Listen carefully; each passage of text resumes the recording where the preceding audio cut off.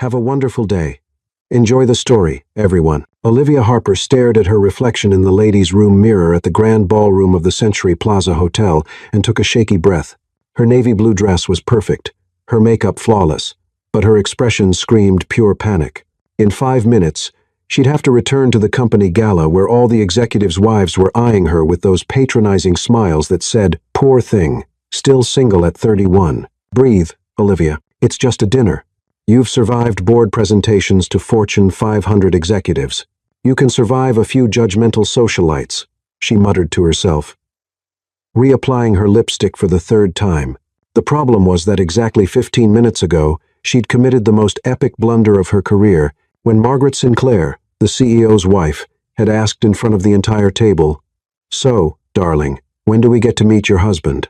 Olivia had simply frozen. The awkward silence stretched for agonizing seconds until she heard her own voice saying, "Actually, he's here tonight.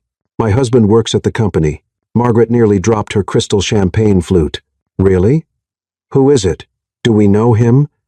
And that's when Olivia made the mistake of the century. Her eyes desperately scanned the ballroom until they landed on the only man she recognized among the sea of black tuxedos. It's Ethan Caldwell." The silence that followed was even worse than the first one. Ethan Caldwell, the most intimidating director in the company, the man who had rejected every single one of Olivia's creative proposals for the past 18 months, the guy she was convinced disliked her from their very first meeting. Ethan Caldwell. Margaret arched her perfectly sculpted eyebrows. "Goodness, what a surprise. You two are remarkably discreet, extremely discreet." Olivia forced a smile that probably looked more like a grimace. "Company policy. You understand?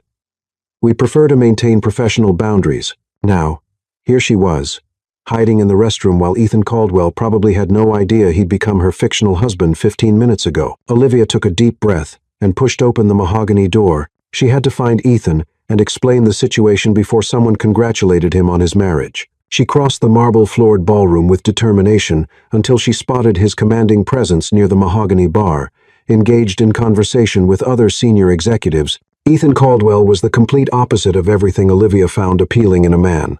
Tall, austere, always impeccably dressed with an expression that suggested the entire world operated below his standards. Dark brown hair, always perfectly styled, sleek black glasses that made his emerald green eyes look even more analytical, and that deliberate way of speaking, as if every syllable required careful consideration. Olivia approached with her heart racing like she was about to deliver the presentation of her lifetime, which, considering the circumstances, maybe she was— "Excuse me," she interrupted the men's discussion. "Ethan, could I speak with you privately?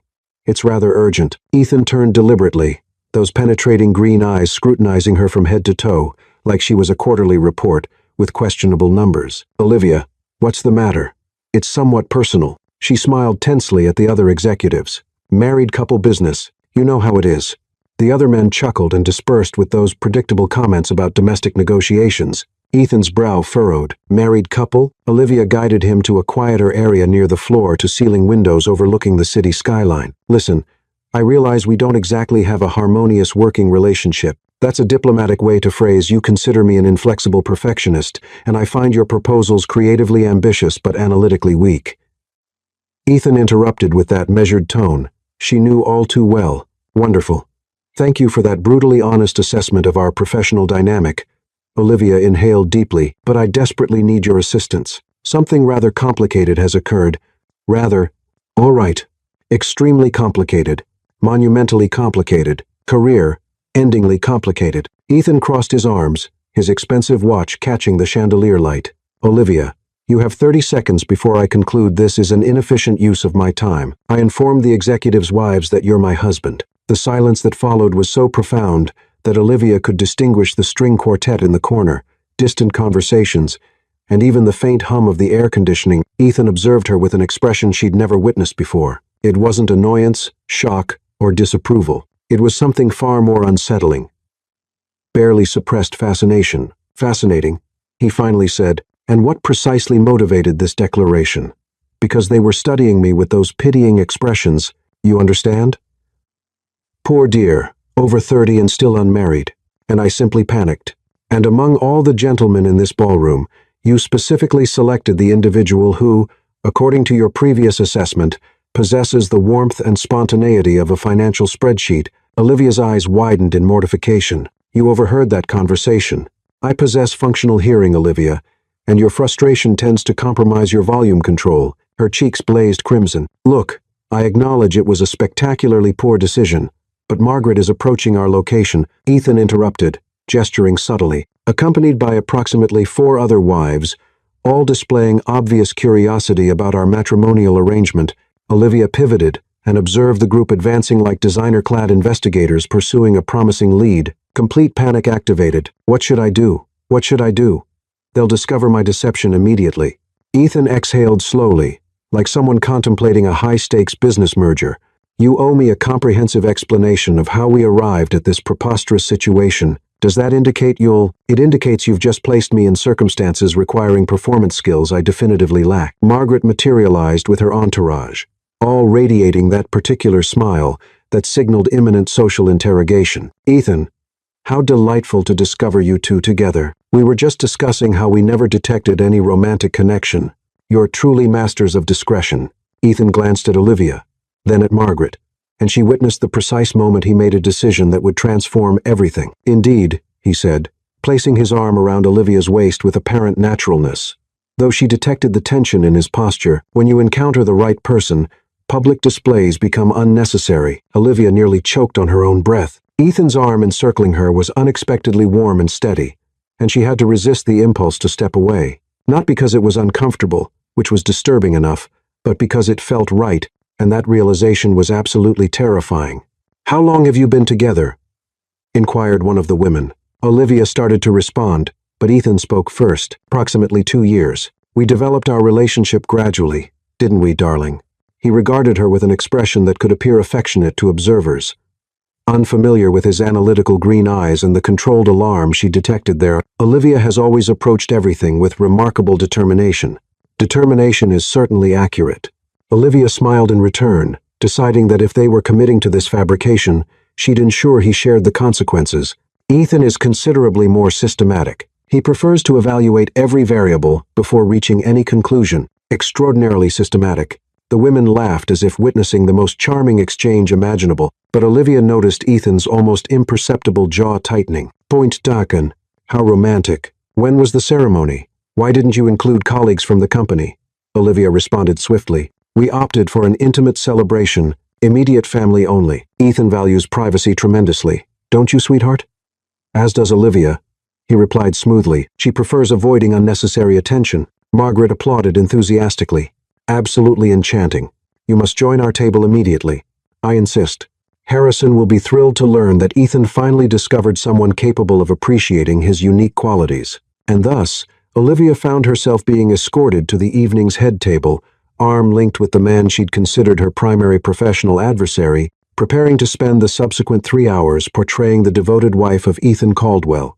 As they settled into adjacent seats at the elegantly appointed table featuring white roses and crystal votives, Ethan leaned discreetly in her direction. Olivia, he murmured, you've just created the most significant complication of our respective careers. She beamed radiantly at their tablemates and whispered back, I'm fully aware. What happens next? Next, he replied, maintaining his artificial smile. Spontaneous performance has never been among my competencies. The dinner was turning into an Olympic-level endurance test. Olivia had never imagined that pretending to be married to Ethan Caldwell would require such athletic improvisation. Every question from the other women demanded lightning-fast reflexes and creative storytelling to keep their charade functioning. So, Olivia, tell us all about the proposal. Margaret attacked again, clearly determined to extract every delicious detail. Olivia nearly choked on her lobster bisque. Ethan, who had been methodically cutting his filet mignon with surgical precision, paused his knife midair for a fraction of a second before continuing as if nothing had happened. Oh, it was incredibly romantic. Olivia improvised. Ethan is full of surprises. Really? He seems so serious at the office. He must have a hidden romantic side. Ethan finally looked up, those penetrating green eyes meeting Olivia's with an expression she couldn't quite decipher. Olivia has a remarkable ability to inspire aspects of my personality that I didn't realize existed. This time it was Olivia who froze with her spoon halfway to her mouth. There was something in his tone that sounded far too genuine for comfort. That's absolutely true, she said. deciding to return the favor. Ethan is much more sensitive than he appears. He has this wonderfully protective instinct. Protective? How? One of the women leaned forward, intrigued. Olivia panicked internally. Protective? Ethan Caldwell? Protective? The man who had demolished her Valentine's Day campaign proposal because it lacked sufficient market research data. Well, he always makes sure I get home safely when I work late at the office. She invented desperately. Really? Margaret turned to Ethan with delight. How thoughtful. And you, Ethan, what do you love most about Olivia? Ethan set down his silverware completely and studied Olivia in a way that made her stomach perform an unexpected somersault. Olivia possesses an extraordinary talent for discovering opportunities where others see only obstacles. She's relentless. Sometimes frustratingly relentless, but always with purpose. The silence at the table shifted to something different this time. Less curious, more moved. Olivia felt her cheeks warming. That had sounded disturbingly authentic. Oh, how beautiful. One of the women sighed. You two are such a perfect match. That's when Olivia noticed Ethan's hand resting on the white tablecloth, positioned very close to hers. Without overthinking it, she interlaced her fingers with his. The reaction was immediate. He tensed visibly but didn't pull away. Thank you, sweetheart, she said softly, gently squeezing his hand. Ethan stared at their joined hands with fascinating concentration, as if analyzing a particularly complex business proposal. The remainder of dinner passed in a surreal blend of performance and strangely intimate moments. Olivia discovered that Ethan possessed a dry wit that only emerged in comments murmured close to her ear. Ethan learned that Olivia could fabricate elaborate stories about their life together with impressive creativity. Remember when you tried to teach me how to make that chocolate soufflé? Olivia laughed, spinning a completely fictional tale about a culinary disaster. You nearly destroyed my kitchen, Ethan responded naturally, entering the game with more ease than she'd expected. Your kitchen? You didn't even know where you kept the measuring cups. Technical details. The other women laughed, as if it were the most adorable exchange imaginable.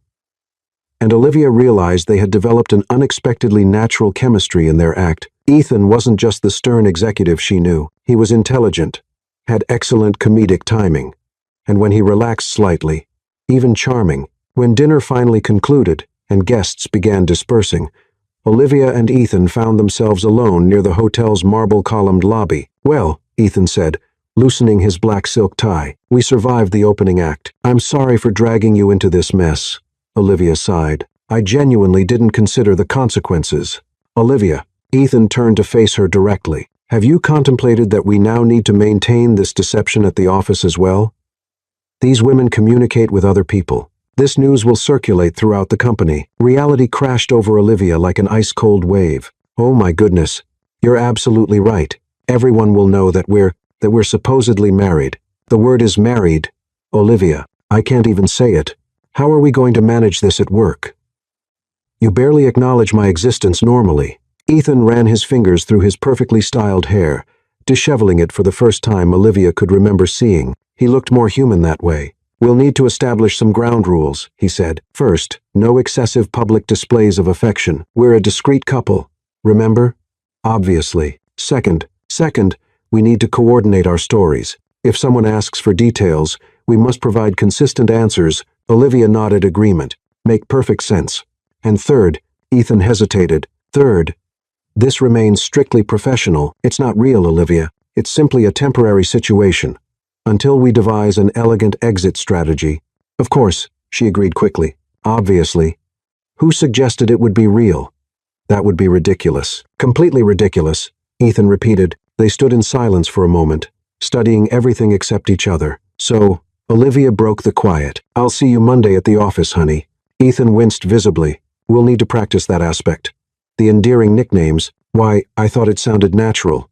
Olivia, you said honey like you were swallowing medicine. She laughed despite their predicament. You weren't much better with that robotic darling. I was improvising under pressure. Then let's practice. Olivia decided boldly. Say something affectionate to me. Ethan stared at her, as if she'd suggested they perform interpretive dance in the hotel lobby right now. Why not? It needs to sound believable. Olivia.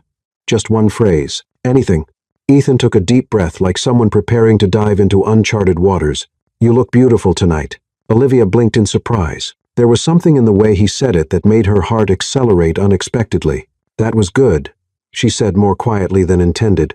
Your turn. What? Say something affectionate to me. Olivia felt her palms growing damp. This shouldn't be difficult. It was just practice. Just acting. You're actually quite handsome when you're not scowling at budget reports. Ethan's eyebrows rose slightly. Quite handsome. I was being honest. Honest is dangerous territory, Olivia. There was something in his voice that made the hotel lobby suddenly feel much smaller and more intimate. Olivia became acutely aware of how close they were standing, how his loosened tie made him appear less intimidating and more approachable. Maybe we should call it a night, she said quickly. Big day tomorrow. Figuring out how to convince our colleagues we're madly in love. Madly in love. Ethan's mouth curved into what might have been the beginning of a smile. I thought we agreed on discreet affection. Right. Discreetly in love, quietly smitten, professionally devoted. You're making it worse. Olivia groaned and covered her face with her hands. This is going to be a complete disaster. Ethan surprised her by gently pulling her hands away from her face. Olivia, look at me. She met his eyes, suddenly struck by how different he seemed outside the office environment. Less intimidating, more human. We're both intelligent professionals, he said calmly. We can handle this situation with dignity and strategic planning. It's simply a matter of consistent performance and coordinated messaging. You make it sound like a business merger. In a way, it is. A temporary strategic partnership with clearly defined objectives and success metrics. Olivia stared at him for a moment, then burst out laughing. Only you would turn fake marriage into a corporate initiative. It's a proven framework for complex problem solving. Ethan. Yes, tomorrow is going to be absolutely insane. Ethan adjusted his glasses and straightened his tie. Yes, he agreed. It certainly is. As they walked toward the hotel exit, Olivia couldn't shake the feeling that somewhere between the lobster bisque and the chocolate mousse, something had shifted between them, something that had nothing to do with their fictional marriage and everything to do with the very real way Ethan had looked at her when he called her beautiful. Which was completely ridiculous, of course, wasn't it? Olivia arrived at the office Monday morning with the confidence of someone walking into a lion's den wearing a meat dress. She'd spent the entire weekend rehearsing casual conversations in her bathroom mirror and Googling how to act like you're married to your boss without dying of embarrassment. The results had not been encouraging. She was attempting to look nonchalant while organizing her desk when her assistant Sophia practically bounced over with a coffee cup and barely contained excitement. Olivia. I heard the most incredible rumor this weekend. Sophia's eyes were sparkling with the kind of glee usually reserved for celebrity scandals. Olivia's stomach dropped to somewhere around her ankles. Oh, what kind of rumor? Apparently, someone saw you at the company gala with Ethan Caldwell, and they looked very cozy. Please tell me it's not true because that would be like Beauty and the Beast. But if the Beast wore expensive suits and had an MBA, Sophia, Olivia tried to look shocked while simultaneously calculating how quickly she could flee to another country. I know I shouldn't gossip. But seriously, Olivia, Ethan Caldwell, the guy who once sent back a report because you used Arial font instead of Times New Roman. Before Olivia could formulate a response that wouldn't technically count as perjury, the elevator dinged, and Ethan stepped out, looking as impeccably professional as always. Their eyes met across the office space, and Olivia felt that familiar flutter of panic mixed with something else she refused to analyze. Ethan nodded at her with what could charitably be called acknowledgement. To everyone else, it probably looked normal. To Olivia, it felt like he was signaling the start of the most challenging performance of their lives. Olivia, Sophia grabbed her arm. He's looking at you differently. What do you mean differently? I don't know. Like he actually sees you, instead of looking through you, like you're a slightly disappointing quarterly report. Olivia was saved from responding by her phone buzzing with a text from Ethan. Conference room B, in 5 minutes. We need to discuss the Thompson project. There was no Thompson project. I have to go, Olivia told Sophia, grabbing her notebook. Meeting with who? Olivia paused, realizing this was her first test. Ethan, about the Thompson project. Sophia's eyebrows shot up so high they practically disappeared into her hairline. Since when do you have private meetings with Ethan Caldwell? Since today. Apparently, Olivia hurried to conference room B, her heart doing some kind of interpretive dance routine in her chest. She found Ethan already there, standing by the window with his back to her, looking like a brooding hero from a business romance novel. We have a problem, he said, without turning around. Already? It's only Monday morning. Ethan pivoted to face her, his expression grim. I received 3 congratulatory emails this weekend about our marriage, including one from HR asking why we didn't file the proper disclosure paperwork for inter-office relationships. Olivia sank into a chair. Oh no. What did you tell them?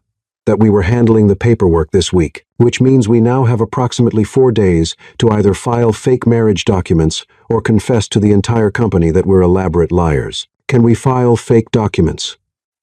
Ethan stared at her with the expression of someone questioning every life choice that led to this moment. Olivia, that would be fraud.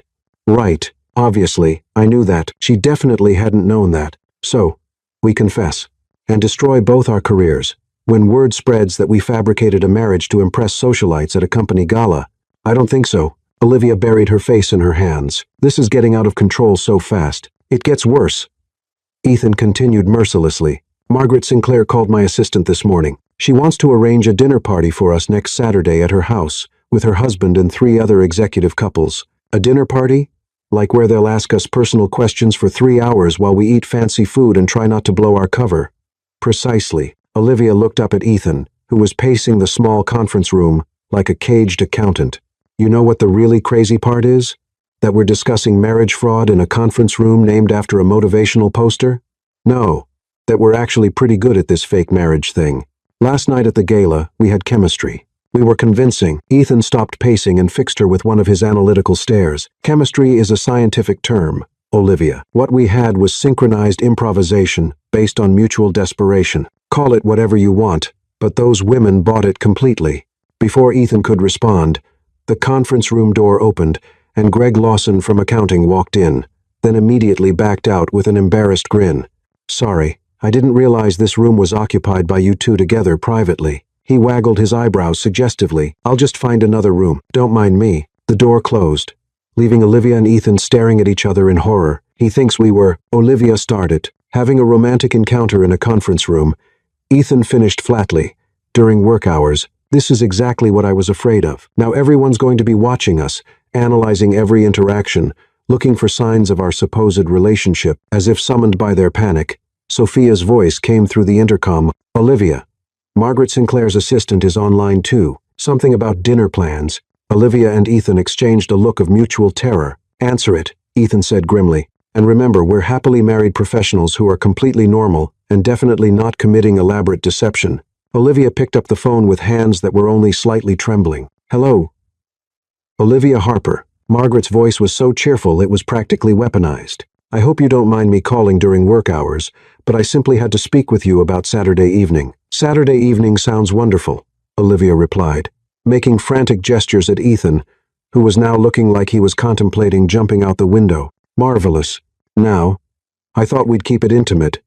Just 4 couples. You and Ethan, of course, Harrison and myself. The Thompsons and the Harrisons. Very cozy. Cozy, Olivia repeated weakly. And I thought it would be fun to do one of those games where couples answer questions about each other.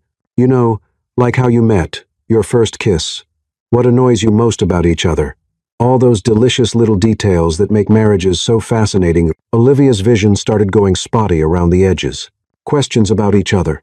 How fun. I know, right? It'll be such a lovely way for everyone to get to know you two better. You're both so private at work. When Olivia finally hung up, Ethan was sitting in a chair with his head in his hands. Let me guess, he said without looking up. Couples trivia night. She wants to know our first kiss story. Of course she does. And what annoys us most about each other? Well, that one should be easy enough. Olivia sat down across from him. Ethan, we need to actually learn things about each other. Real things. Personal things. Enough to convince people we've been married for 2 years. Ethan looked up, his hair slightly messed from running his fingers through it. You're suggesting we conduct interviews about our personal lives. I'm suggesting we spend time together outside of work. Get to know each other well enough to answer questions without looking like strangers pretending to be married. Olivia, that sounds dangerously close to what? To actually developing a relationship. There was something in his voice that made Olivia's pulse quicken. It's just research, Ethan. Market research for our marital brand. Ethan was quiet for a long moment, studying her with those penetrating green eyes. Fine, he said finally, but we do this systematically. I'll create a questionnaire covering all the basic information married couples would know about each other. Of course you'll create a questionnaire. We'll meet tonight after work, your apartment or mine. Olivia felt a flutter of something that definitely wasn't panic. Mine. 7. Tsidian, Ethan agreed, standing and straightening his tie. And Olivia? Yes, We tell no one about this meeting. As far as anyone knows, we're just going home to our respective residences like any normal married couple who definitely doesn't need to study for their own relationship. Got it. Secret marriage homework. This is my life now. Ethan paused at the door. Olivia? Yeah, for what it's worth. I think we might actually pull this off. After he left, Olivia sat alone in the conference room, wondering when exactly her life had turned into a romantic comedy written by someone with a degree in business administration, and why the thought of Ethan Caldwell coming to her apartment tonight was making her more nervous than excited about their elaborate deception, which was completely ridiculous, right? Olivia had cleaned her apartment 3 times in the 4 hours since leaving work. She'd rearranged her living room furniture twice, changed clothes 4 times, and was currently staring at her kitchen wondering if she should attempt to cook something that would make her seem like a competent adult human being.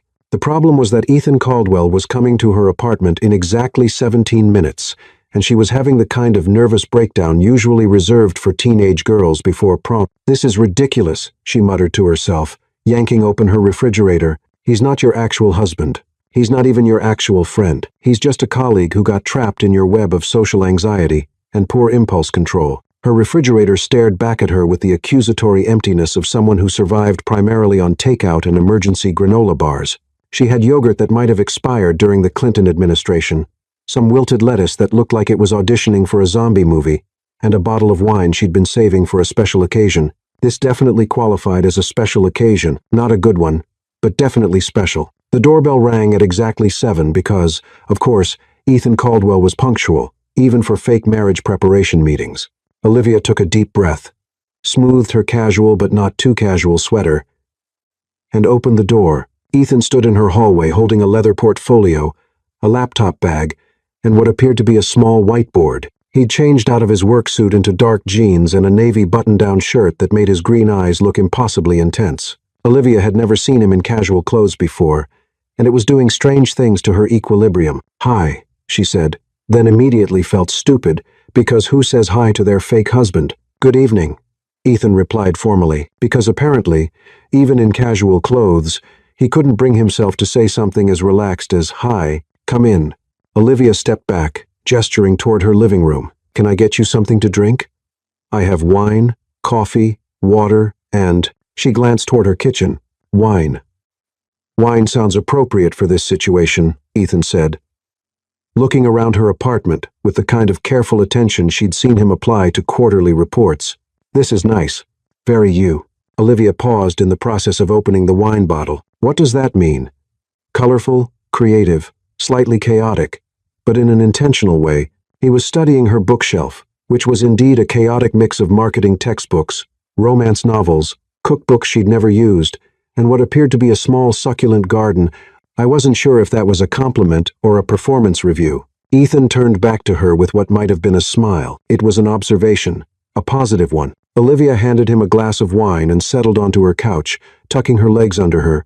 Ethan remained standing, looking like he was preparing to deliver a presentation to the board of directors. "So," Olivia said, "should I be concerned about the whiteboard?" "Visual aids enhance information retention," Ethan replied, setting up the small whiteboard on her coffee table. With the seriousness of someone preparing for a military briefing, "I've prepared a comprehensive questionnaire covering the essential information married couples would know about each other." He opened his portfolio and pulled out what appeared to be a 10-page document. Olivia's wine glass stopped halfway to her mouth. "Ethan, please tell me that's not what I think it is. It's a systematic approach to relationship data collection. Section A covers basic biographical information. Section B addresses preferences and habits. Section C focuses on family background and personal history. And Section D tackles intimate knowledge and emotional intelligence indicators." Olivia stared at him for a long moment. "Did you just say intimate knowledge while holding a spreadsheet?" "It's not a spreadsheet. It's a structured questionnaire." "Ethan." "Yes. We're supposed to be learning about each other, not conducting a census." Ethan looked down at his 10-page document, then back at Olivia, then at the document again. For the first time since she'd known him, he looked genuinely uncertain. "I may have overcomplicated this," he admitted. "Just a little." Olivia patted the couch beside her. "Come, sit down. Let's just talk like normal people." Ethan approached the couch with the weariness of someone who'd never encountered the concept of casual conversation. He sat down, maintaining careful distance between them. and Olivia noticed he smelled like expensive cologne and something else. Something clean and masculine that made her inexplicably want to move closer. Okay, Olivia said, curling up facing him. Let's start simple. What's your favorite food? For what purpose? General consumption, special occasions, comfort food during stressful situations. Ethan, yes, just your favorite food. The thing you'd want to eat if you could only eat one thing for the rest of your life. Ethan considered this with the gravity of someone choosing a retirement portfolio. Pizza, he said finally. Olivia nearly spilled her wine. Pizza? Really? Is that surprising? I had you pegged for, I don't know, something more sophisticated. Coq au vin, or beef Wellington, or whatever rich people eat. I grew up in Cleveland, Olivia.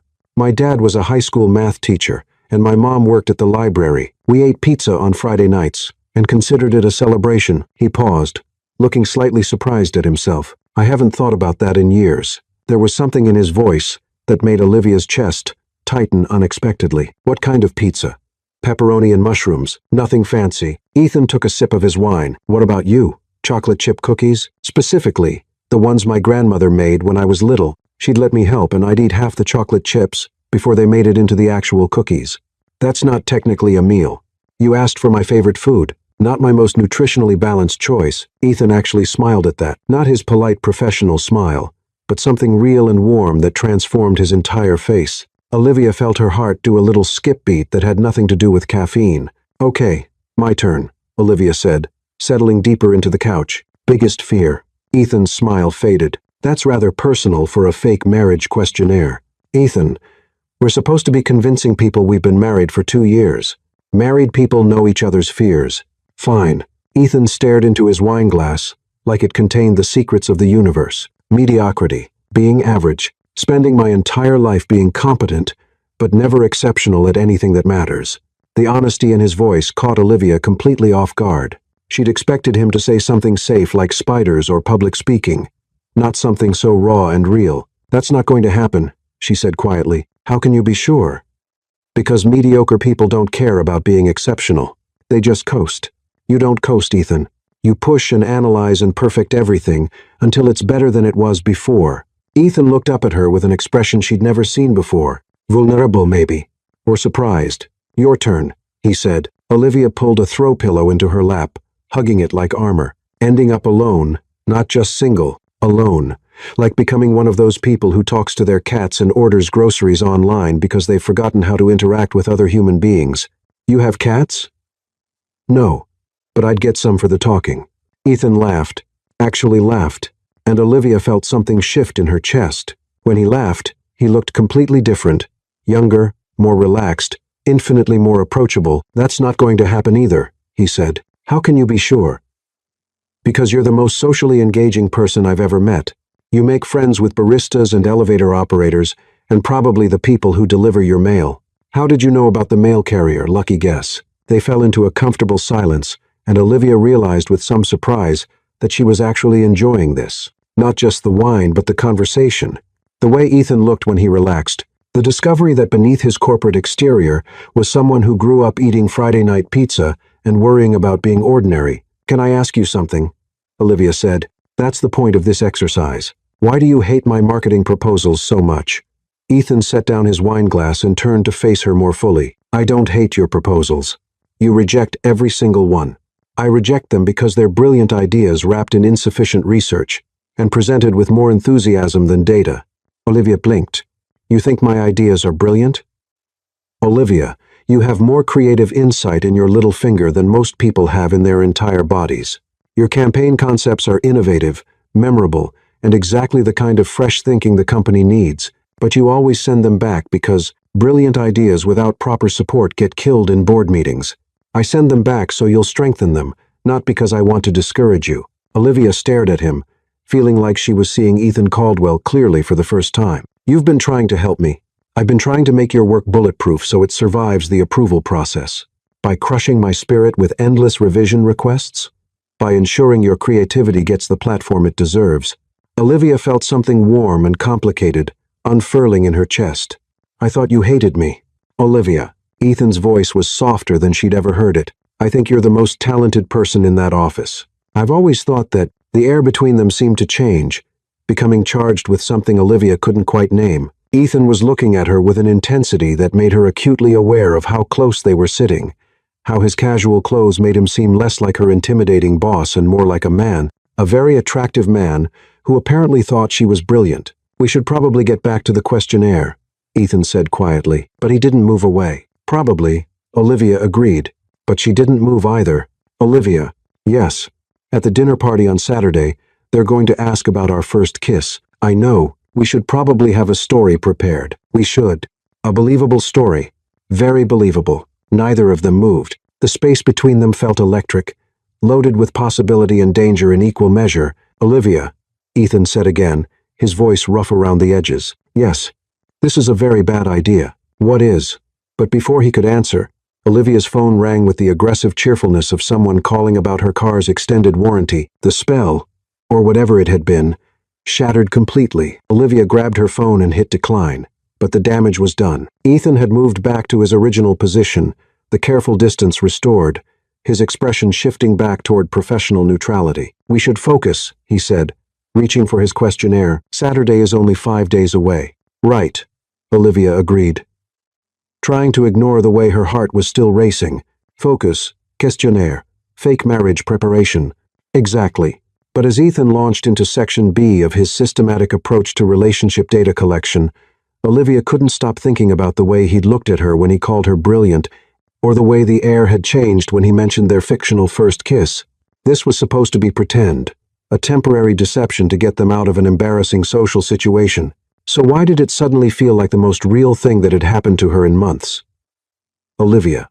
Ethan was looking at her expectantly. Question 7. "What's your ideal vacation destination?" "Anywhere that doesn't require me to lie about being married to my boss," she said without thinking. Ethan's pen paused over his notepad. "That's not going to fit in the answer space. Then maybe we need a bigger answer space." "Olivia." "Yes. Are we going to be okay?" She looked at him, really looked at him, sitting in her living room with his careful questions and his wine glass and his button-down shirt that made his eyes look like sea glass. "Ask me Saturday night," she said. Saturday evening arrived with all the enthusiasm of a root canal appointment. Olivia stood in front of her bedroom mirror, trying on her 4th outfit, and wondering if there was a dress code for pretending to be married to your boss while being interrogated by socialites with advanced degrees in detecting relationship fraud. She'd settled on a deep burgundy wrap dress that was elegant without being flashy, professional without being boring, and hopefully gave off the vibe of happily married woman who definitely knows her husband's middle name and favorite childhood pet.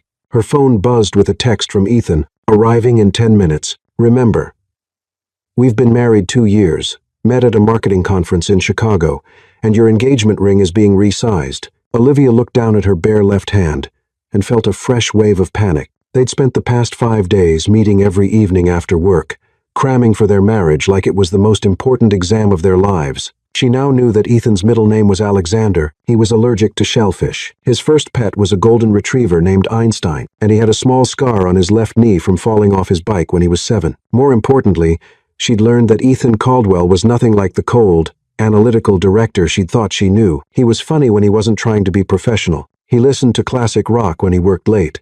He taught himself to cook because his college roommate nearly poisoned them both with ramen experiments. And when he smiled, really smiled, it did things to her cardiovascular system that probably required medical supervision, which was absolutely not relevant to their current situation. The doorbell rang, and Olivia's stomach performed an Olympic-level gymnastics routine. She opened the door to find Ethan standing in her hallway, wearing a charcoal gray suit that fit him like it had been designed, specifically to make her forget how to breathe properly. "Hi," she said, then mentally kicked herself because after 5 days of intensive marriage training, she should be able to manage something more sophisticated than, "Hi, you look beautiful," Ethan said, and there was something in his voice that made her wonder if he meant it or if he was just practicing for their audience. "Thank you. You look pretty fantastic yourself." Olivia grabbed her purse and jacket, trying to ignore the way Ethan's aftershave was making her feel slightly lightheaded. Ready to convince a room full of strangers that we're madly in love? "About that," Ethan said, as they walked toward the elevator. "I've been thinking about our strategy for tonight." "Our strategy?" "The key to successful deception is maintaining consistent messaging while appearing natural and unrehearsed. Olivia stopped walking and stared at him. Ethan, please tell me you didn't create a presentation about tonight. Not a presentation, more of a tactical framework. Oh my goodness, you did. You created a business plan for our fake marriage dinner party. I prefer to think of it as risk management. The elevator arrived, and they stepped inside, with the awkward energy of two people who'd spent the week learning intimate details about each other, while trying to pretend it was purely professional. Okay, Olivia said as they descended toward the lobby. Hit me with the tactical framework. Ethan pulled out a small note card from his jacket pocket. Phase 1, Arrival and Initial Assessment. We establish physical proximity. Demonstrate casual intimacy through appropriate touching.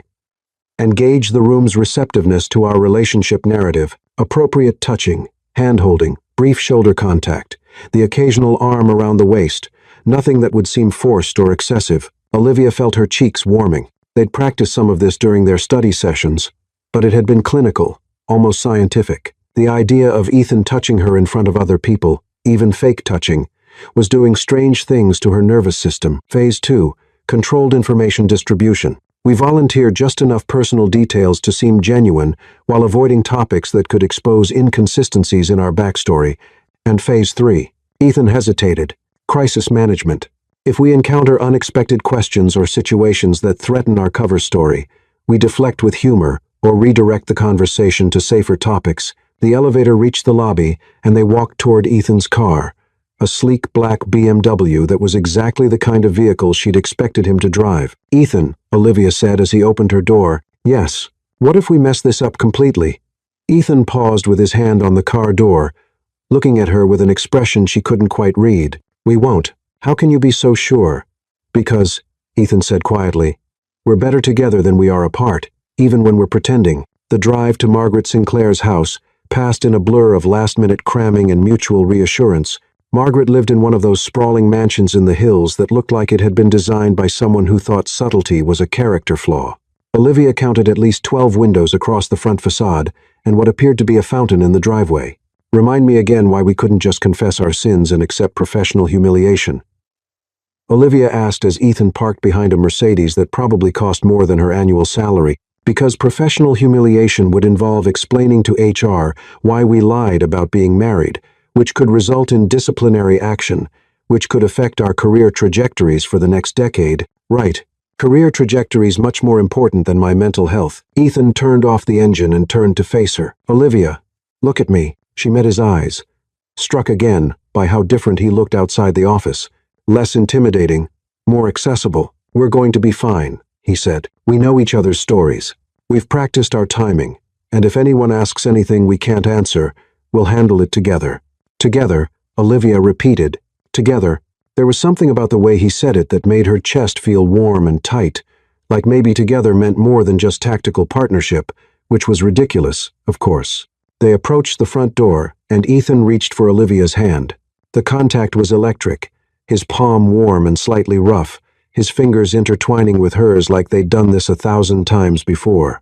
Olivia had to remind herself that this was performance, not reality. Margaret opened the door before they could knock, wearing a smile bright enough to power the Las Vegas Strip and a dress that probably cost more than Olivia's car. Olivia, Ethan, welcome to our home. Margaret air-kissed them both, with the enthusiasm of someone greeting long-lost relatives. Come in, come in. Everyone's so excited to meet the mysterious couple. They were ushered into a living room that looked like it had been photographed for Architectural Digest. Crystal chandeliers, Persian rugs, and enough fresh flowers to stock a funeral home. 4 other couples were already gathered around an enormous sectional sofa, holding cocktails and wearing the kind of casual, elegant attire that suggested they regularly attended charity galas and yacht parties. Everyone.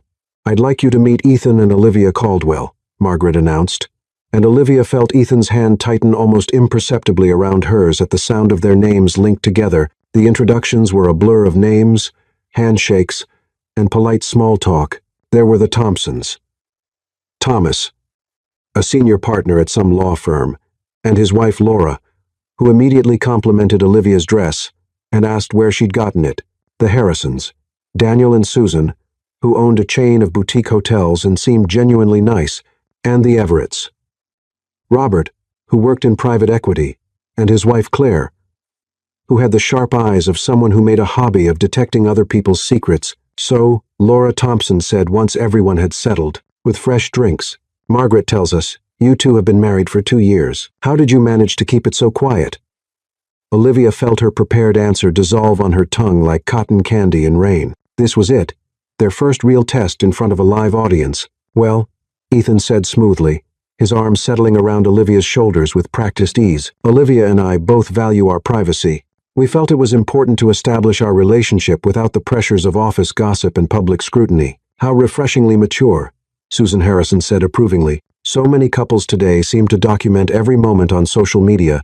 We're more traditional that way, Olivia added, trying to ignore how right it felt to be tucked against Ethan's side. We prefer to keep our personal moments personal, but surely you have some stories to share. Claire Everett leaned forward with the intensity of a prosecuting attorney. How did you know Ethan was the one, Olivia? Olivia's mind went completely blank. This wasn't in their script. They'd practiced meeting stories and proposal details, but no one had asked about the moment of realization, the emotional turning point, that supposedly transformed a professional relationship into true love. Olivia started, then stopped, acutely aware that 7 pairs of eyes were focused on her with laser-like attention. Ethan's hand began tracing small circles on her shoulder, a gesture so intimate and comforting that she almost forgot it was fake. You know what? Olivia said, looking up at Ethan and finding something in his green eyes that gave her courage. It wasn't one specific moment. It was more like realizing that all the qualities that made Ethan challenging to work with were actually the same qualities that made him remarkable to love. Such as? Claire pressed, clearly not satisfied with generalities. Olivia felt Ethan's tension through his arm around her shoulders, but she was committed now. His attention to detail, which drove me crazy in meetings, meant he remembered every little thing I told him about my life. His insistence on thorough preparation, which frustrated me professionally, meant he never forgot important dates or events. His analytical nature, which seemed cold at first, was actually just his way of making sure everything was perfect, especially for the people he cared about. The room had gone quiet, and Olivia realized with a start that she wasn't really acting anymore. Everything she'd said was true. She had come to see Ethan's professional intensity as evidence of deeper caring, had learned to read his subtle expressions and understand the thoughtfulness behind his seemingly rigid approach to everything. That's beautiful, Laura Thompson said softly. And what about you, Ethan? When did you know? Ethan was looking at Olivia with an expression that made her heart skip several beats. Olivia has this way of seeing possibilities where everyone else sees problems, he said quietly. She approaches every challenge with this combination of creativity and optimism that makes you believe anything is achievable. The first time she presented an idea to me, a campaign concept that was completely unconventional and absolutely brilliant, I knew I was looking at someone extraordinary. Was that before or after you started dating? Daniel Harrison asked with a grin. Before, Ethan said, his eyes still locked on Olivia's, long before I was smart enough to realize what I was feeling. Olivia felt something flutter in her chest that had nothing to do with performance anxiety and everything to do with the way Ethan was looking at her, like she really was. Extraordinary. Like every word he just said was completely true. Well, this is all very romantic, Margaret said, clapping her hands together. But now comes the fun part. I thought we'd play a little game to see how well you all really know your spouses. She produced a basket filled with folded pieces of paper. Each couple will take turns drawing questions, and both partners have to write down their answers separately. Then we'll see if your answers match. Olivia felt the blood drain from her face. This was worse than a pop quiz. This was a marriage polygraph test administered by people who had decades of real relationship experience. Who wants to go first? Margaret asked brightly. We will. Claire Everett volunteered immediately, her eyes glittering with the kind of competitive enthusiasm that suggested she'd been preparing for this moment all her life. The first few rounds went smoothly. The Everetts knew each other's favorite movies and childhood pets. The Thompsons correctly matched on dream vacation destinations and most embarrassing moments. The Harrisons nailed questions about anniversary dates and first impressions. Then Margaret drew a card and smiled with barely contained glee. This one's for Ethan and Olivia. What was your partner's biggest fear when you first met? Olivia's pen hovered over her paper as her mind raced. They'd covered fears during their study sessions, but the question was asking about past fears, not current ones. What would Ethan have been afraid of 2 years ago when they supposedly first met? She glanced at Ethan, who was staring at his paper with the expression of someone trying to solve a calculus problem in his head. No subtle communication, no shared glances that might give them away. They were on their own. Olivia took a deep breath and wrote down the first thing that came to mind. that he wasn't good enough. When they revealed their answers, Ethan had written, being vulnerable with someone new. The silence in the room was deafening. "Oh," Margaret said, her smile faltering slightly. "Those are different answers." Olivia felt her carefully constructed world beginning to collapse. This was it. The moment their elaborate deception crumbled in front of 8 people who would undoubtedly share the story of their spectacular failure with everyone they knew. "Actually," Ethan said quietly, "they're the same answer." Everyone turned to look at him, including Olivia. "Olivia's right," Ethan continued, his voice steady despite the obvious tension. "My biggest fear when we met was that I wasn't good enough for her. For the relationship, for the kind of vulnerability that real love requires. I was afraid of opening myself up to someone who might see through all my professional competence and realize I was just ordinary." Olivia stared at him, recognizing the echo of their conversation from Monday night when he'd admitted his fear of mediocrity. But this felt different, deeper, more personal. "And Ethan's answer is also correct," Olivia said slowly, understanding dawning. "I was terrified of being vulnerable with someone new, especially someone I worked with. I'd been hurt before, and the idea of letting someone see the real me, the messy, imperfect, sometimes insecure me, was absolutely terrifying." "So, you both understood each other's fears without needing to discuss them explicitly," Susan Harrison said, looking impressed. "That's remarkable emotional intuition." "It is, isn't it?" Margaret said, but her tone suggested she wasn't entirely convinced. The game continued, but Olivia barely registered the other questions. She was too busy processing what had just happened. Ethan had saved them with his quick thinking and emotional honesty, but more than that, he'd revealed something real about himself, something that had nothing to do with their fake marriage and everything to do with who he actually was. When the evening finally ended, Olivia and Ethan said their goodbyes with the polite enthusiasm of people who'd successfully survived a diplomatic summit. They made it to the car before either of them spoke. "That," Ethan said, starting the engine with hands that weren't quite steady, "was the most stressful 3 hours of my life. But we did it," Olivia said, surprised by how exhausted she felt. "We actually pulled it off, did we?" Claire Everett looked like she wanted to cross-examine us under oath, but she didn't, and everyone else seemed convinced. They drove in comfortable silence for several minutes before Ethan spoke again. "Olivia." "Yes. What I said back there about knowing you were extraordinary from the first presentation you gave me." Olivia's heart began beating faster. "Yes, that wasn't part of our script. I know. It was true." Olivia turned to look at his profile in the dim light from the dashboard. "The things I said about understanding why your attention to detail and thoroughness were actually signs of caring, that was true, too." "This is complicated," Ethan said quietly. "Very complicated. We should probably pretend this conversation never happened." "Probably." But as Ethan pulled into her apartment building's parking garage, Olivia couldn't shake the feeling that something fundamental had shifted between them tonight. They'd started the evening as colleagues, pretending to be married, but somewhere between the first cocktail and the last goodbye, the line between performance and reality had become dangerously blurred. "Thank you," Olivia said as Ethan walked her to her door, "for saving us back there with the fear question. That was brilliant improvisation." "Thank you for making it believable," Ethan replied.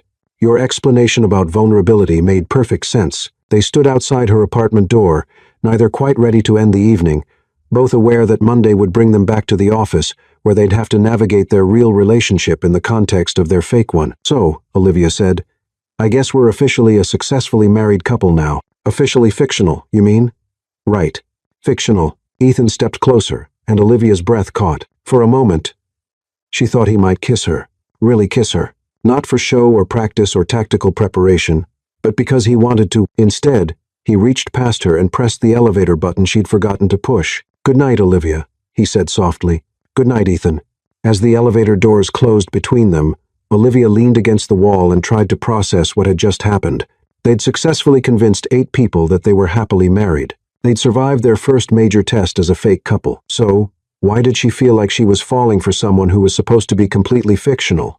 And why did she suspect that Ethan might be falling, too? Olivia woke up Sunday morning with the emotional hangover of someone who'd spent the previous evening successfully lying to 8 people while accidentally telling the truth about her feelings. She lay in bed staring at the ceiling, replaying every moment of the dinner party, and trying to figure out when exactly her fake marriage to Ethan Caldwell had started feeling less like performance art and more like wishful thinking. Her phone buzzed with a text message, and her heart did a ridiculous little leap when she saw Ethan's name on the screen. "Thank you for last night. We made a good team. Hope you're recovering from our performance." Olivia stared at the message for several minutes, analyzing every word like it was a crucial piece of evidence in a complex legal case. Performance. He was still calling it performance, which meant he was still thinking of their relationship as purely professional, which meant she was definitely overthinking everything. She typed back, "We did make a good team. Thanks for the brilliant save with the fear question. See you Monday at the office. Husband." She almost deleted the word husband, then decided it was appropriately joking given their situation. Except when she sent it, it didn't feel like a joke. It felt like something else entirely. Her phone buzzed again almost immediately. "See you Monday. Wife." Olivia dropped her phone like it had suddenly caught fire. This was problematic. This was very, very problematic. She spent the rest of Sunday trying to convince herself that the flutter in her stomach when Ethan called her wife was just residual adrenaline from their successful deception. She organized her closet, did 3 loads of laundry, attempted to make pancakes from scratch, which resulted in what could charitably be described as edible frisbees, and binged an entire season of a reality dating show where people fell in love under completely artificial circumstances, which was absolutely not relevant to her current situation. By Sunday evening, she'd almost succeeded in convincing herself that everything she'd felt at the dinner party was just the natural result of intensive fake marriage preparation and shared stress. She and Ethan were colleagues who had successfully executed a complex social deception, nothing more, nothing less. Then Monday morning arrived, and her carefully constructed rationalization crumbled like a house of cards in a hurricane. Olivia walked into the office building at exactly 8:30 a.m., and the same time she'd arrived every day for the past 3 years. She rode the elevator to the 14th floor, said good morning to Sophia, and settled at her desk with her usual Monday morning coffee and sense of impending deadline doom. Everything was completely normal, except that when Ethan stepped off the elevator at 8:45 a.m., looking impeccably professional in his navy suit and carrying his leather briefcase, Olivia's heart performed an elaborate tap dance routine that had absolutely nothing to do with caffeine. Their eyes met across the office space, and for a moment, Olivia saw something flicker in his expression, something warm and complicated that made her forget how to breathe properly. Then Ethan nodded politely, said, "Good morning, Olivia," in his standard professional tone, and walked to his office as if nothing had changed, which technically nothing had. They were still colleagues, still fake married for the benefit of people who didn't work with them, still maintaining the same professional boundaries they'd always maintained. So why did Olivia feel like something fundamental had shifted in the universe? Sophia appeared at her desk with the enthusiasm of someone bearing fresh gossip. "How was your weekend? Anything exciting happen?" Olivia nearly choked on her coffee. "Why would you ask that?" "I don't know. You just seem different today. Glowing. Maybe. Did you have a good time with Ethan?" "With Ethan?" Olivia's voice came out slightly higher than intended. "Why would I spend time with Ethan?" Sophia raised her eyebrows. Because you're married to him, right?" Olivia had completely forgotten that as far as her assistant knew, she and Ethan were blissfully wed, and presumably spending their weekends doing married couple things like arguing about home improvement projects and sharing bathroom counter space. "Oh, right. Yes, we had a nice weekend. Very married-like. Married-like. You know, domestic couple-y. We did married people activities." Sophia was looking at her like she'd started speaking in ancient Greek, such as, Olivia's mind went blank. What did married couples do on weekends? She'd been single for so long that her weekend activities consisted primarily of takeout food, streaming services, and conversations with her houseplants. "We went to dinner," she said finally. "That sounds nice. Where did you go?" Olivia realized with growing horror that she was about to describe the dinner party where they'd spent 3 hours lying to strangers about their relationship. It was more of a group dinner with other couples." "Oh, fun. Like a double date? More like an octuple date." Sophia laughed. "That sounds very social for Ethan. He's usually so private." Before Olivia could dig herself deeper into this conversational hole, her phone rang. She grabbed it with the relief of someone grasping a life preserver. Olivia Harper speaking. "Olivia, this is Margaret Sinclair." The voice on the other end was as bright and commanding as ever. "I hope you don't mind me calling you at work, dear." Olivia's stomach plummeted to somewhere around her ankles. "Of course not, Margaret. What can I do for you?" "Well, Harrison and I were just discussing what a lovely evening we had on Saturday, and we realized we never got the full story of how you and Ethan met. You mentioned a marketing conference in Chicago, but we'd love to hear more details." Olivia's vision started going spotty around the edges. More details about a fictional meeting at a fictional conference that they'd invented during one of their study sessions, but hadn't fully developed because they'd been too focused on basic biographical information. Oh, Olivia said weakly, it's not that interesting a story. Nonsense. Every love story is interesting. Was it love at first sight? Did you hate each other initially? We're dying to know. Olivia looked across the office toward Ethan's corner office, where she could see him through the glass walls, focused intently on his computer screen. She needed backup, and she needed it immediately. You know what, Margaret? I'd love to tell you the whole story, but I think Ethan tells it much better than I do. Could I have him call you back? He's just finishing up a client meeting. Oh, wonderful. I'll be in all morning. Have him call as soon as he's free. Olivia hung up the phone and immediately dialed Ethan's extension. Ethan Caldwell speaking. Conference room B right now, Olivia said without preamble. Emergency. Olivia, what kind of emergency? The kind where Margaret Sinclair wants to know exactly how we met, including details we haven't invented yet. There was a pause. I'll be right there. Olivia hurried to conference room B, her heart beating like she'd just sprinted up 14 flights of stairs. Ethan arrived 30 seconds later, closing the door behind him with the grim expression of someone preparing for a crisis management meeting. What exactly did she ask?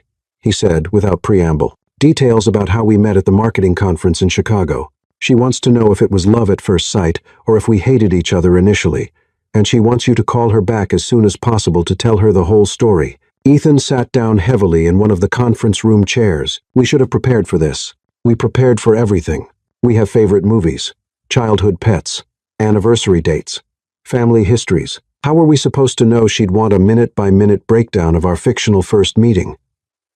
Because that's what people do, Olivia. They want to hear romantic stories.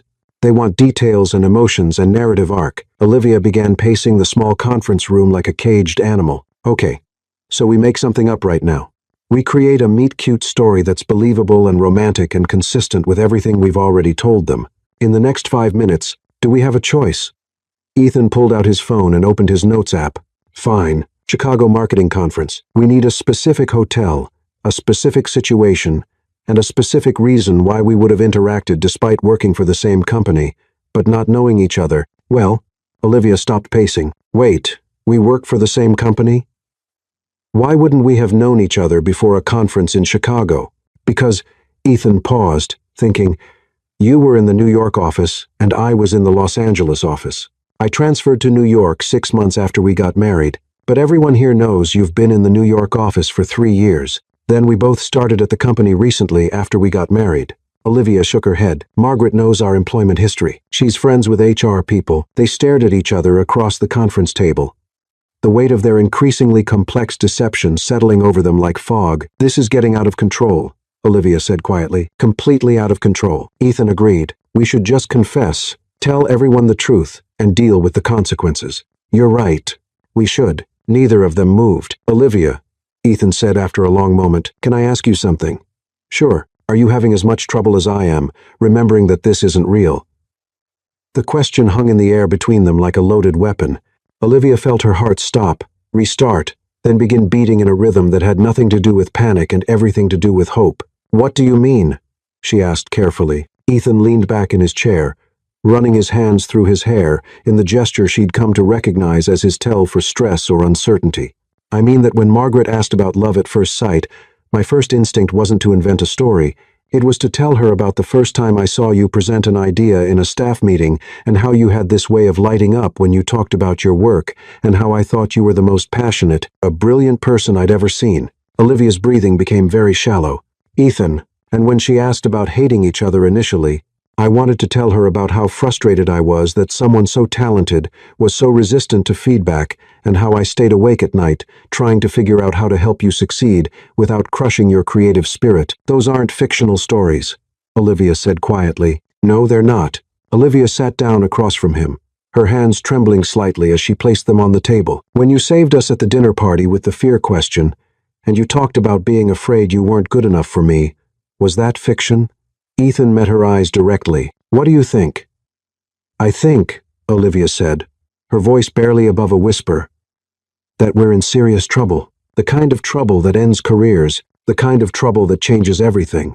They sat in silence for several moments, the magnitude of their situation settling over them.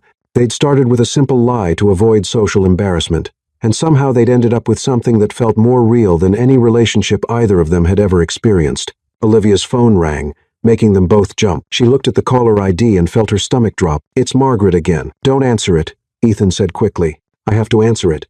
If I don't, she'll call HR or show up here in person." Olivia answered the phone with hands that weren't quite steady. "Hello, Margaret." "Olivia, darling, I'm so sorry to bother you again, but I just had the most wonderful idea. Harrison and I would love to throw you and Ethan an anniversary party. I know your 2-year anniversary isn't until next month, but we thought it would be lovely to celebrate with all your colleagues. A surprise party at the office." Olivia's vision tunneled. A surprise party at the office where everyone would expect them to act like a loving married couple in front of their actual colleagues who knew their real relationship history. That's so thoughtful of you, Margaret, but really, you don't need to." "Nonsense. It's already in motion. I've spoken with your HR department about coordinating it. They're so excited." Apparently, everyone had wondered about Ethan's mysterious personal life, and now they can't wait to celebrate your love story. Olivia looked at Ethan, who had gone pale enough to require medical attention. "When were you thinking?" Olivia managed to ask. "This Friday afternoon, right after the quarterly staff meeting. It'll be perfect. Everyone will already be gathered in the main conference room." Olivia closed her eyes. Friday, 4 days away, in front of every single person they worked with, including people who had known them both for years, and would definitely notice if their relationship dynamic suddenly shifted from professional colleagues to devoted spouses. "Margaret, that sounds absolutely wonderful." Olivia lied with the desperation of someone agreeing to their own execution. "We'll be surprised." "Oh, you will be. I've already ordered a cake and champagne, and I thought it would be sweet to have you both share the story of how you met with everyone. You know, since it's such a romantic tale." Olivia's hand started shaking so violently she had to grip the phone with both hands. "Share our story at the office in front of everyone. Yes, it'll be like a mini wedding reception. Everyone will love it." After Olivia hung up, she and Ethan sat in complete silence for several minutes. "So," Ethan said finally, "we have 4 days to either become the world's most convincing fake married couple or figure out how to explain to our entire office why we've been lying about being married. There's a third option," Olivia said quietly, "which is, we stop pretending." Ethan looked at her with an expression she couldn't read. "What do you mean?"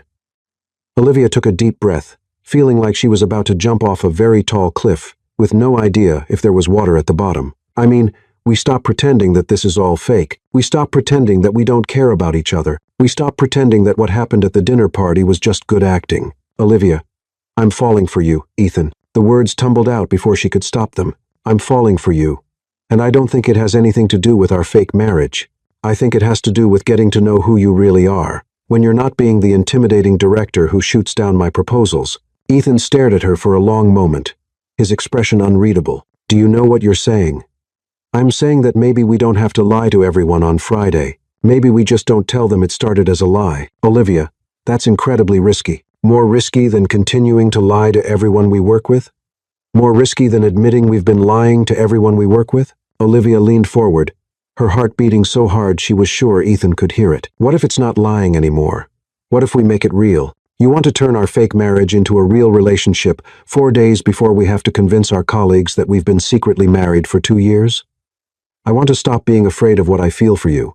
Ethan was quiet for so long that Olivia began to wonder if she just made the biggest mistake of her professional and personal life. She was about to backtrack to laugh it off as stress-induced temporary insanity when Ethan spoke. "Olivia, I need you to understand something. Okay, I've been falling for you since our first study session, maybe before that, maybe since the first time you argued with me about campaign strategy, and made me realize that passion and intelligence are an irresistible combination." Olivia felt her heart stop, then restart with enough force to power a small city. "Really? Really? But Olivia, if we do this, if we make this real, there's no going back. We can't pretend it was all fake if it doesn't work out. We can't return to being just colleagues who occasionally disagree about font choices." "I know. And if we tell everyone at the anniversary party that we've been secretly married for 2 years, we have to be prepared to actually build a relationship that lives up to that story. I know it's complicated, Olivia. We work together. We'll have to navigate office politics and professional boundaries. And the fact that I'm technically your supervisor, I know." Ethan stood up and walked to the conference room window, looking out at the city below. There's something else you should know. Olivia's stomach clenched. What? I've been thinking about asking for a transfer to the West Coast office. What? Why? Ethan turned back to face her. Because I was falling for you. And I thought the only professional thing to do was remove myself from the situation before it became problematic. Olivia felt like she'd been punched in the chest. You were going to leave? I was going to leave because I thought what I was feeling was one-sided and inappropriate. And now I'm wondering if maybe the most inappropriate thing would be walking away from something that could be extraordinary. Olivia stood up, her legs slightly unsteady. So, what do we do? We have 4 days to figure out if what we feel for each other is real enough to build a life on, or if we're just caught up in the excitement of our elaborate deception. How do we figure that out? Ethan walked toward her, stopping just close enough that she could smell his cologne and see the flecks of gold in his green eyes. We spend the next 4 days not pretending. We go on real dates, have real conversations, and see if Ethan and Olivia work as well as Mr. and Mrs. Caldwell. And then on Friday afternoon when Margaret asks us to tell everyone how we met, we either tell the truth about falling in love or we tell the truth about falling apart. Olivia looked up at him, this man who had somehow become the most important person in her life in the span of 2 weeks and made the scariest decision of her career. Okay, let's find out if we're as good at being real as we are at being fake. Ethan smiled, not his polite, professional smile, but the real one that made her forget how to think clearly. In that case, Olivia Harper, would you like to have dinner with me tonight? A real dinner, not a strategic planning session disguised as a meal. Are you asking me on a date, Ethan Caldwell? I'm asking the woman I think I'm falling in love with if she'd like to spend an evening finding out if I'm right. Olivia felt her entire world tilt on its axis. Yes. I'd like to have dinner with you. Yes. I'd like to find out if what we feel is real. And yes, I think I'm falling in love with you too. Ethan reached out and tucked a strand of hair behind her ear. The gesture so tender and intimate that Olivia felt tears prick her eyes. So, he said softly, I guess we're not pretending anymore. I guess we're not. Olivia. Yes. I'm terrified. Me too. Good. If we weren't terrified, it wouldn't be real. As they left the conference room together, Olivia caught Sophia watching them with undisguised curiosity. For the first time since this whole charade began, Olivia didn't feel the need to analyze her expression or worry about maintaining their cover story, because for the first time, she wasn't pretending, and that, she realized, made all the difference. Friday was still 4 days away. 4 days to figure out if their fake marriage could become a real relationship. 4 days to discover if Olivia Harper and Ethan Caldwell were as compatible as Mr. and Mrs. Caldwell had been. 4 days to fall in love for real. Olivia had never been so excited to be terrified in her entire life. The end.